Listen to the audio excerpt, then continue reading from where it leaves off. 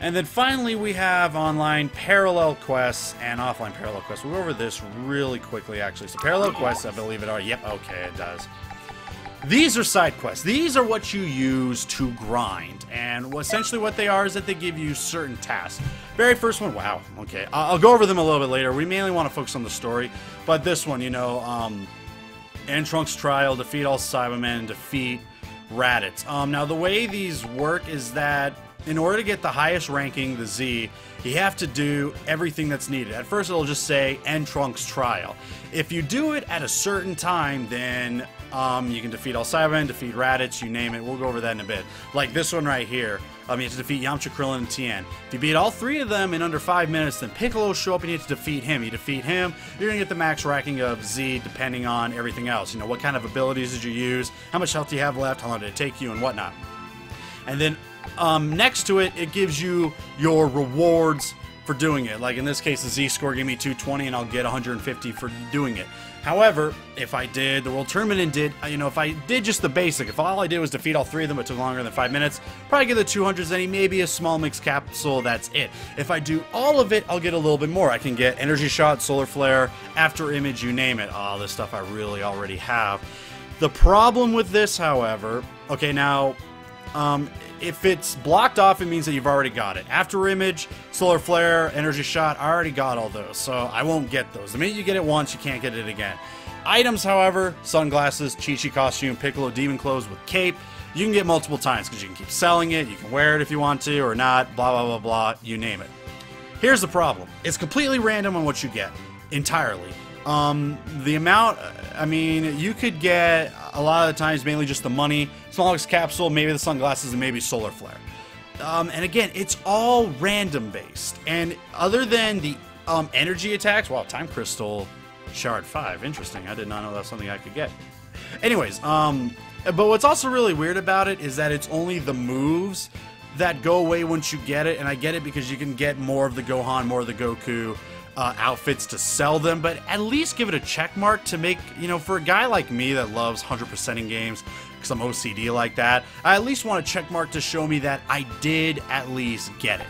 You know, at least at one point I did get it. Now again, it's not as important because, you know, the moves lists are what's really important with that one. The sad thing about this, though, is that once they start bringing out the GT ones, it kind of made it extremely broken. Especially ones like this, because when you go against monkey forms, which we'll go into a little bit later, they're the easiest things to beat. And when you do beat it, as you can see, I get 25,000 score just for a B ranking. Just a B ranking. That's all. I haven't even fully completed it yet, which I'm kind of surprised I haven't yet because it's so easy.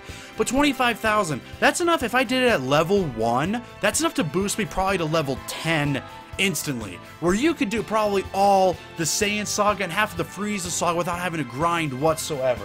They kind of dropped the ball with that one. Now, I heard that they did patch it to where it doesn't give nearly as much of a reward, but man, oh man, especially like for ones like small but strong, this one's pretty tough. But battling a monkey is really easy, and like I said, we'll go into that a little bit, but when you do that, even though when you go against 3 of them, it's so easy to beat. 45,000 score! That's enough to probably get me to level 20 right now if I really wanted to. But that's the parallel quests. They're basically just side quests, you know, for every single era. And you just do them, try and get the conditions in order to just unlock all the goodies that you can off of it. Because there's a lot of good ones. Bomber DX, Death Ball, Saturday Crush, you know. A lot of these moves are really good moves that you guys are probably going to want to get. So that's what the side quests are essentially all about. We'll go into that later. Right now, however, I'm pretty sure you guys just want to see the actual gameplay. I think I've seriously spent the first 20 minutes of this whole entire thing just talking about the whole entire HUD world. That's kind of how big this game is, and that's kind of what makes this game really cool, is the amount that you can really do with it as opposed to other Dragon Ball Z games where really all it was here's the story mode, you can do some versus mode, maybe world tournament mode, and that's it. This game really goes into depth, and it makes it really fun. The only downfall is, once again, I can't really create something brand new from scratch, so I've already got a bit of a one-up, but we're not really going to press that advantage just yet, because that's going a little too far for me. And I'm not going to go against the Great Apes to get myself to level 20 immediately. That kind of just defeats the purpose. But let's go ahead and do the Raditz one. Finally get into actual Dragon Ball Z stuff. Like every other DBZ game that we play, we just go right into the story, but this one call this actually the needs time some nest. context into it as far as how everything works. The Supreme Kai of Time lives here and manages this entire place. We also have the Time Vault. It has many important texts. Which is where we go for everything. There's something I need you to take care of. Not a big deal. So let's head over to the Time Vault. Alrighty. Again, this is where everything happens. We are essentially a warrior of space and time. Someone's going through and causing chaos, which we're going to see This in the past. is the Scroll of Eternity. And we need to fix it. And it completely All of time, changes the story, all of too. history. Which is why Everything. it's such a It's really all listed in good here. game, is because it's a whole different story entirely. But here, just take a look at this.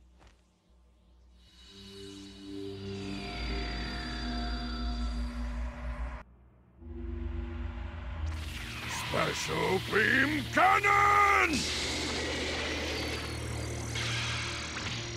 What?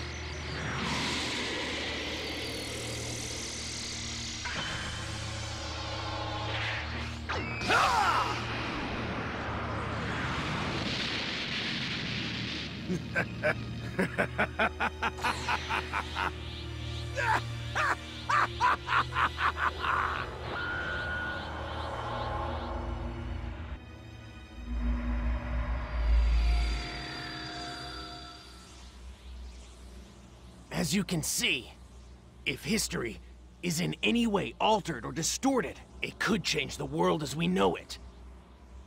We have no choice. We have to stop it. We can't let history change. Right now, Goku is in trouble and needs help. Please. So essentially what we're doing is we're going back and we're fixing history to what it's supposed to be. Someone's going through, as you can see, the purple energy around Raditz, and it's trying to mess with history, trying to, you know, change everything. We're not exactly sure why just yet, but it's something that we need to help get back to normal. This is your last chance. And the dubbing is really done bad in this game. Join your family, Kakarot. They don't really sync it with the lip movements whatsoever. It's very distracting for someone like me, but it's not a really I'll huge do you a deal. favor and spare you both. Shut up! There is no way I'd ever join you! Then playtime is over. Like, you can already tell how What? crazy that is. And it is the Kai voices, obviously. My daddy alone! Which, to me, it's good and bad in some cases. The one I cannot stand whatsoever is Gohan's kid voice. Gohan's kid voice annoys the shit out of me, more than anything. I hate Gohan's kid voice. I think it was done terribly. It's very whiny. It's very annoying. I just hate it. Hate it, hate it, hate it. This is where we are, Mr. Badass. Come in. What? Someone you know, Goku? No. But... I'm pretty sure it's someone we can trust. So now we got a 3-on-1 battle. There's a number of different kind of battle types that you can have. You can have 4-on-1, 4v2 in some cases. Especially with the parallel quests, I mean, it just gets crazy. You get your win conditions, lose conditions, basically. You just gotta win and not lose. I do kind of like that ability of his, and at one point I did start using it a lot just because of the V-beam it No had. matter how much trash there is, it's still trash! Hey, can I get your help? Don't be a drag. You hear me? Okay, good. Now, I'll be backing you up. Alright, so Listen. it's pretty easy to figure out. Like, a lot of it is just mashing X and Y at certain times, as long as you know the right timings to get certain combos going on, and just the timing of when you want to use your super abilities. Like, that was not the best timing, but it's not the best ability because of the fact that it goes off in so many areas. Heartless guy like you? You can, like, again, you can speed up around like this, which has one of my favorite combos, especially if you do it just right. Let me see what I got here. We got Meteor Crash, which is physical type of move. Does a lot of physical damage, knocks them out. Consecutive energy blast after image. We're just going to go through that whenever we can. This is essentially what you start off with. It's not exactly the strongest. Basically, instead of like kicks and punches like in regular DBZ, you have strong attacks and weak attacks and strong attacks. Weak attacks with the X, strong attacks with the Y. You hold Y, it does a super strong attack. We basically went all through this in the whole entire learning the game when we were doing it with Trunks. But the biggest strategy for me is essentially getting right in their face, you know. As long as you know the right timing with your X and Y attacks, your weak and strong attacks, you'll be able to, you can get them set up in a timeless loop. Especially if, I think it's like three attacks of X and 2 attacks of Y, where you get like 3 hits in and you do a double knockup. If you time it perfectly, you can just juggle them with that until they finally stop you using one of their energy abilities to stop it. And then the other one where you rush into them, and it can start off a chain combo if you just keep pressing X to where it does a knockback, and you just port right behind him and knock him back again, and then you port back a 3rd time and knock him downward. If you time it perfectly with your energy abilities, with my favorite being the Kamehameha wave, you essentially knock him back twice, and the last time you do it, if you time it right, you can do your Kamehameha ability, so you're basically knocking back into a Kamehameha. You can do it with your super move too, but the super move again takes so long to charge up in so many cases that it's not really worth it. And this is essentially what you do. I didn't think it was your first time. That's literally basically all you do.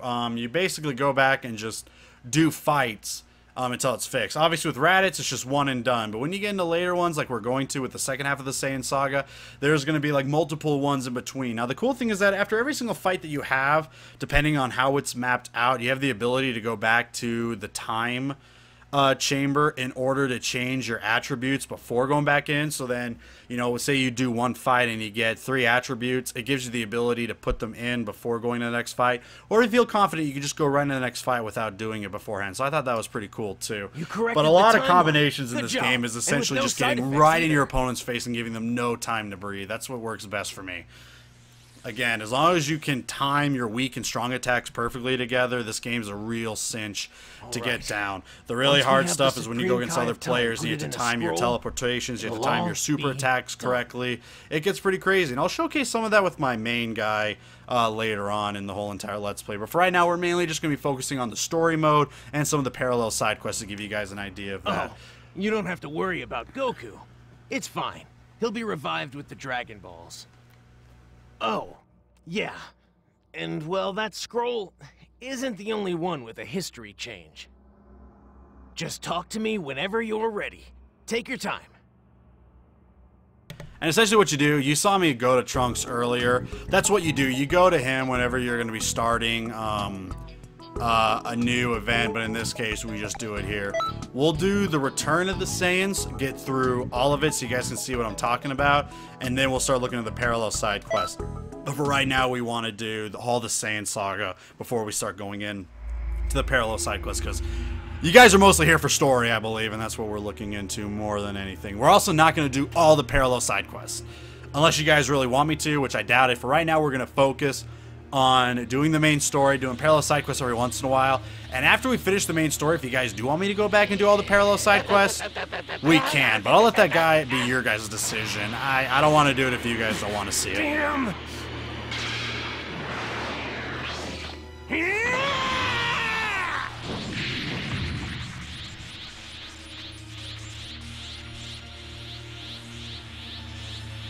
And you just revived as well.